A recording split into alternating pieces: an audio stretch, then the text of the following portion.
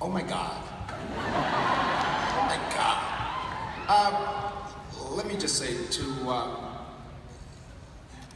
this started out in Tuskegee, Alabama. Sitting in class, and what I heard for most of my career, my life, not my career. Mr. Richie, would you like to join the rest of the class? Which meant I was daydreaming. Had no idea what my macroeconomics teacher was saying. I was doing that in the room.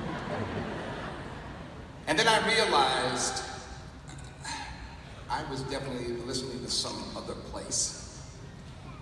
So my fellow Martians,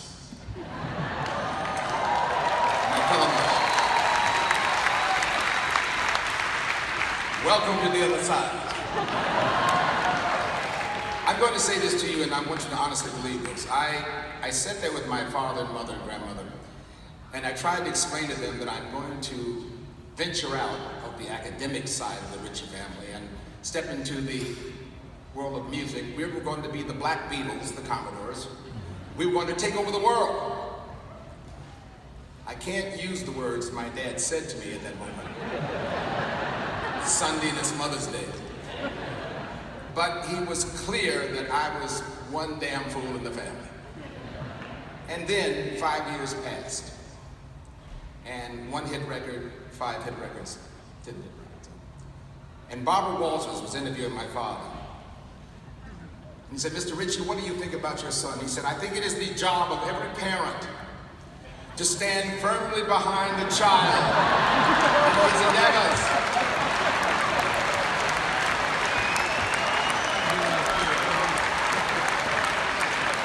Which means your parents can be paid off.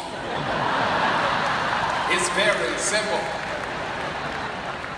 Let me just say to you as a songwriter, I started out as a dreamer, just like you all. I started out as a kid who had ideas about the way the world should be, but I thought for a moment, how do you tell the world what's on your mind? You are sitting in the prime seat to tell the world what they need to know. And I want you to understand,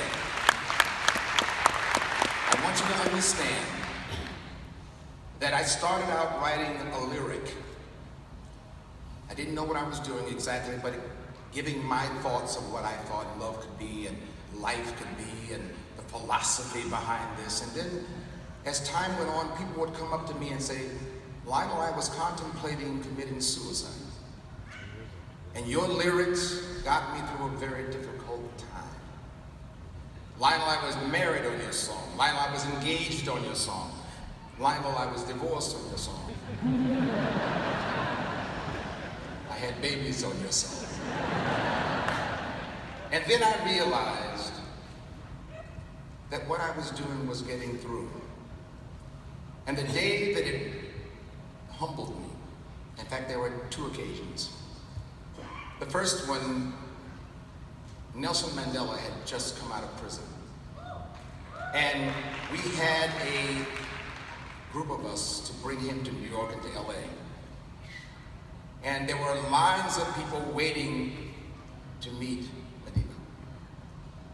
And I remember he caught my eye I was in the back of the room. And he walked over to me, broke the line, walked over to me and he said, young man, I want to thank you for all the lyrics you've written because your words got me through many days in prison.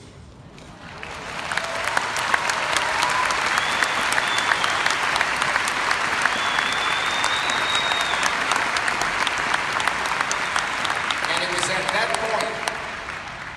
it was at that point in my life, I realized I had no words, just tears. I broke down on his shoulder. I realized that I was holding my father. I was holding the struggles of a nation and a world and a culture. And I made a difference. And then the second one was last night. Last night, who would have ever thought the students of Berklee would bring me to tears on my own songs?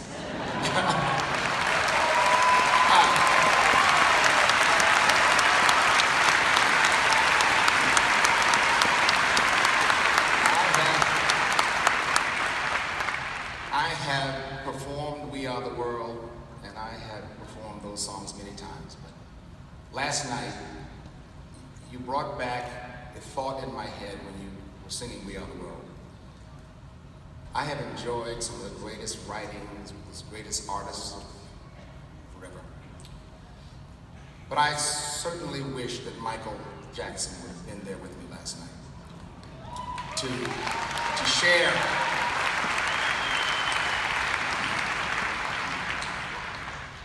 that moment, because what I saw on your faces was the enthusiasm, the passion, the drive, the love, the dreams. I saw it. You waved at me, you hugged me. I walked on stage and I thought I was joining the Commodores all over again. I'm going to say this to you before I close. It's over. God can only do through you. God can only do for you what he can do through you. God can only do for you what he can do through you. You are the I am of the world. You are God's tool. Use it wisely. Thank you very much for this honor, and I will definitely sing your praises as I travel around the world. God bless you.